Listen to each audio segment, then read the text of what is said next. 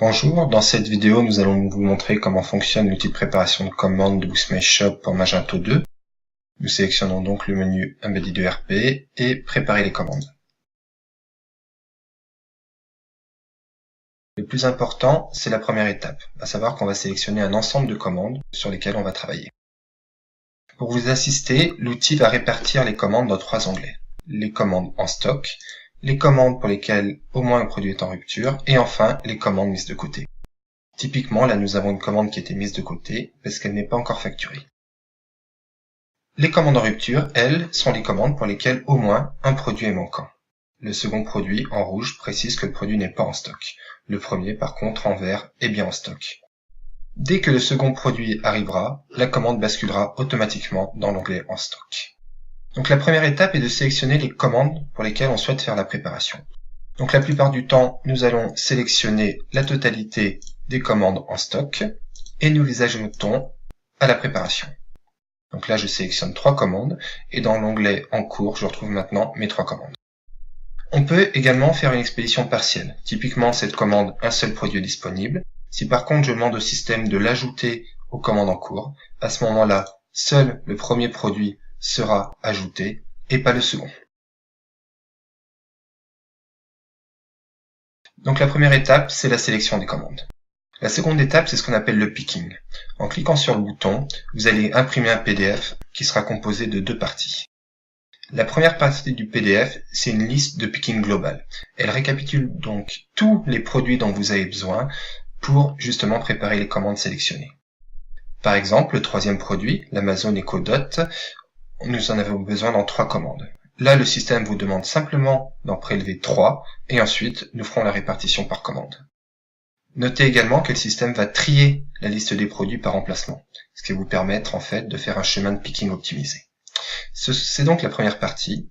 Et en dessous, pour chacune des commandes, nous allons avoir une liste de préparation dédiée à la commande, où on retrouve les informations principales de la commande et le listing des produits. Donc c'est la liste de préparation pour ma première commande. Si je continue, j'ai ma seconde commande qui elle contient 2 produits. Donc première étape, nous avons sélectionné les commandes. Deuxième étape, nous avons réalisé le picking. La troisième étape, c'est le packing. En cliquant sur l'étape packing, en fait, j'ai 2 solutions. Soit je vais pouvoir scanner le code barre de ma commande en haut à droite, soit je vais pouvoir la sélectionner directement dans le menu déroulant.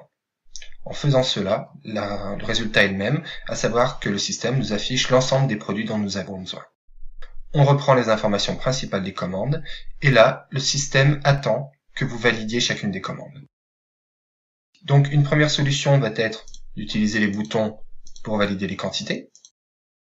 Si jamais vos produits sont équipés de code barre, à ce moment-là, vous pouvez directement taper les codes barres. Si un code barre saisi n'est pas le bon, vous aurez un message d'alerte ainsi qu'un bip d'avertissement.